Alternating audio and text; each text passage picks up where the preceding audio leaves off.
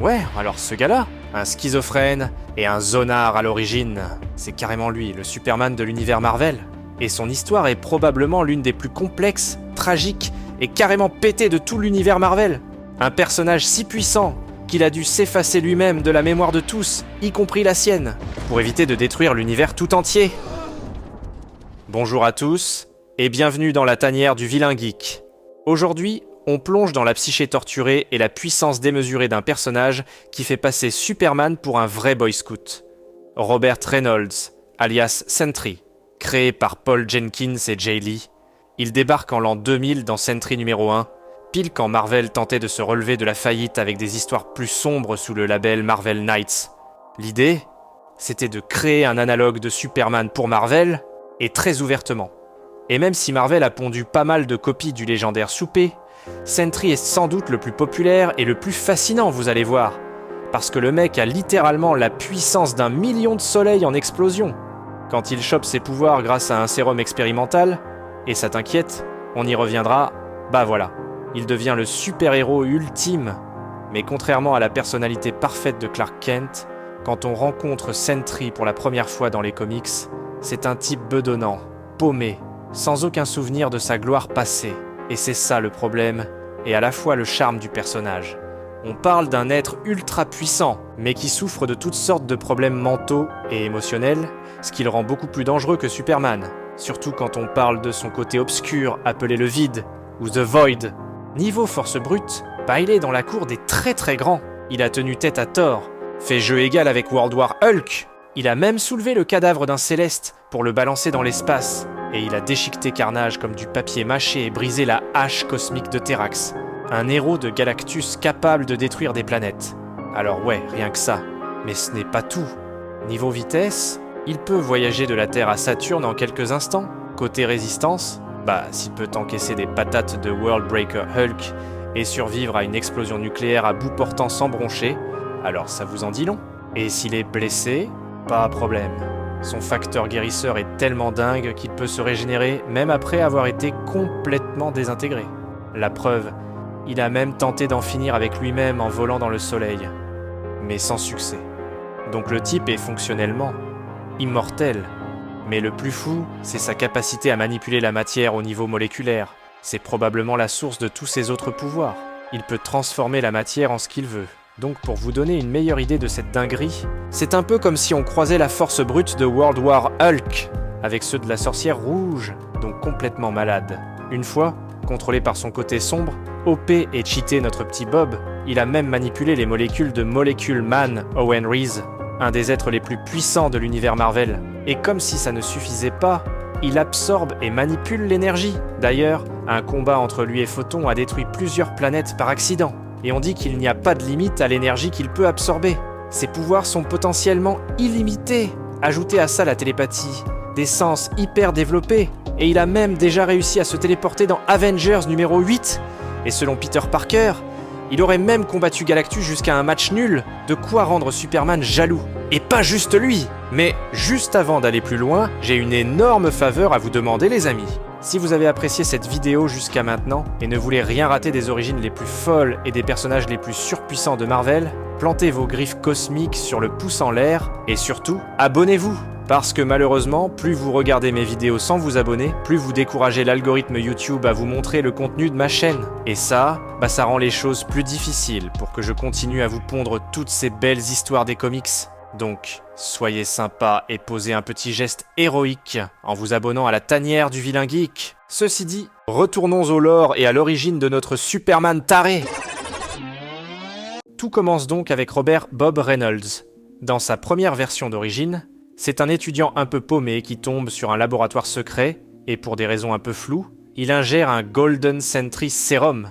Ce sérum, une version apparemment 1000 fois plus puissante que celle qui a créé Captain America, lui donne des pouvoirs quasi divins. La fameuse puissance d'un million de soleils en explosion, Bob devient Sentry. Et au début, il est perçu comme un phare d'espoir et devient l'un des héros les plus aimés par la communauté, ainsi qu'un bon ami de Reed Richards, Tony Stark, Spider-Man et même du Professeur X et de Hulk. Il a une épouse, Lindy, un acolyte appelé Scout. Donc la vie est belle quoi. Et comme tout bon super-héros, il combat le crime, sauve le monde et tout le tralala de la routine d'un Superman Marvel. Sauf que voilà, un ennemi terrible apparaît, le Void, ou le vide en français, une créature d'ombre cauchemardesque, incroyablement puissante et sadique, qui semble être l'opposé polaire de Sentry. Le Void sème la terreur, tue des millions de gens à Manhattan, traumatise Scout, pousse même Hulk à la folie. C'est un vrai désastre. Mais c'est là que le twist tragique arrive. Bob découvre l'horrible vérité, comme quoi le Void, c'est lui, ou plutôt, c'est l'incarnation de toutes ses peurs, ses angoisses et sa part d'ombre, alimentée par les mêmes pouvoirs immenses qui font de lui le Sentry. Deux faces d'une même pièce instable.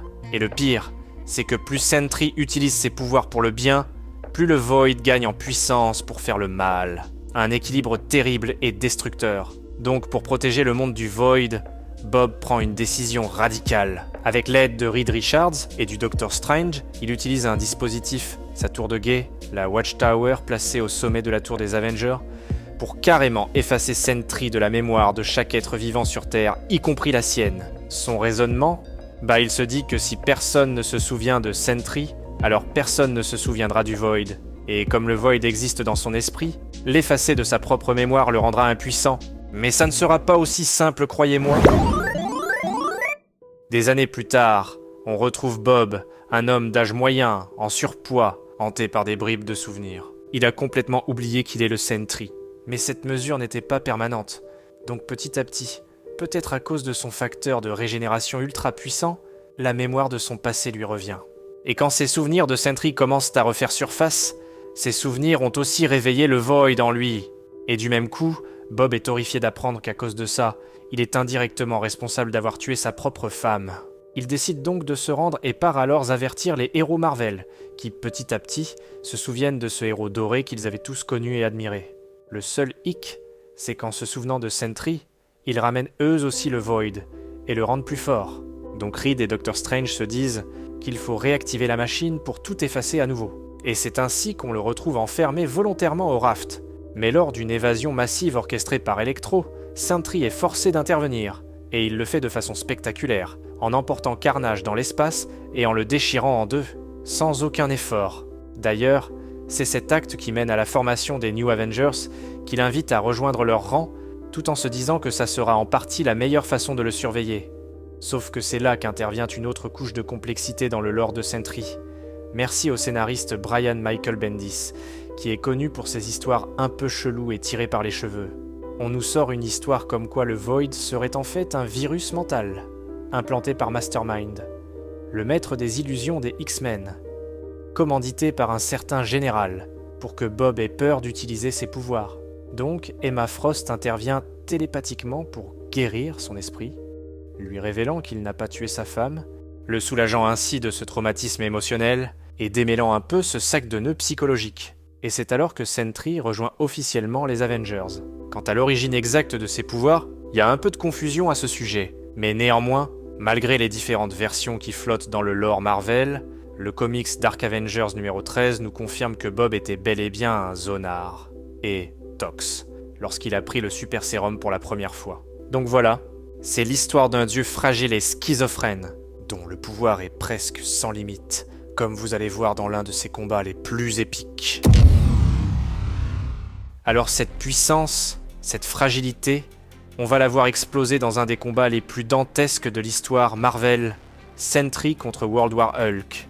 Pour ceux qui ne connaissent pas l'event World War Hulk, c'est Hulk qui revient de son exil forcé sur la planète Sakaar, raconté dans Planète Hulk, où il est devenu roi, a trouvé l'amour, mais a tout perdu quand le vaisseau qui l'y a emmené a explosé, tuant sa femme et son peuple. Persuadé que les Illuminati, soit Iron Man, Reed Richards, ainsi que le Docteur Strange et Black Bolt, sont les vrais responsables. Il revient sur Terre pour se venger, plus puissant et plus enragé que jamais. Il défonce absolument tout sur son passage, incluant tous les X-Men, les Avengers, les 4 Fantastiques, tous balayés comme des vermines. Hulk transforme Madison Square Garden en arène de gladiateurs et force les Illuminati capturés à se battre. La situation est désespérée, et surtout, personne ne peut l'arrêter. Sauf peut-être un seul homme, Robert Reynolds.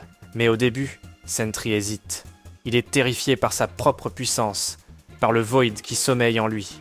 Il regarde le chaos à la télé, indécis. Mais finalement, voyant ses amis tomber les uns après les autres, Bob craque. Il sait qu'il est le seul à pouvoir rivaliser avec la fureur du Titan Vert. Et là, le moment que tout le monde attendait. Sentry débarque dans l'arène. Sauf que là, c'est pas juste un combat. C'est une collision entre deux forces de la nature à leur paroxysme. World War Hulk, débordant de rage gamma.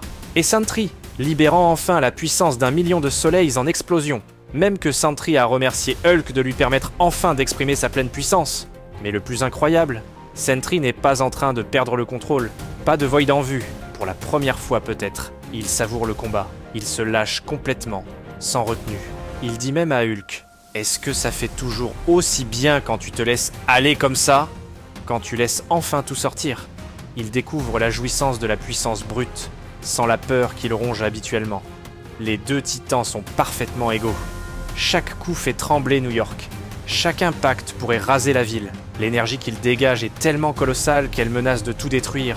C'est une débauche de puissance pure. Un spectacle à la fois magnifique et terrifiant. Les autres super-héros ne peuvent que regarder, impuissants, pendant que ces deux dieux se démolissent. Mais cette débauche d'énergie a un coût. Ils se battent avec une telle intensité et dépensent tellement de puissance qu'ils finissent tous deux par s'épuiser mutuellement. Après avoir atteint des sommets de pouvoir inimaginables, les deux colosses s'effondrent, revenant à leurs formes humaines. Robert Reynolds et Bruce Banner, complètement KO et épuisés, au milieu des décombres. Un match nul spectaculaire, prouvant du même coup que Sentry est bien l'un des héros les plus cheatés et OP de tout l'univers Marvel. Voilà pour la vraie histoire de Sentry, les amis. Un personnage complexe, surpuissant, tragique et surtout fascinant.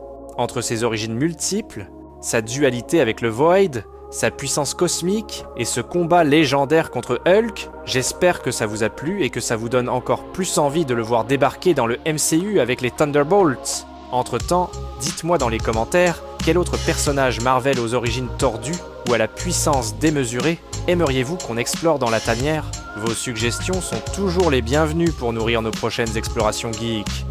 On se retrouve très vite pour d'autres plongées dans le lore Marvel. Et n'oubliez pas d'aller jeter un œil à cette prochaine vidéo qui devrait vous plaire. Juste ici. Ciao les amis.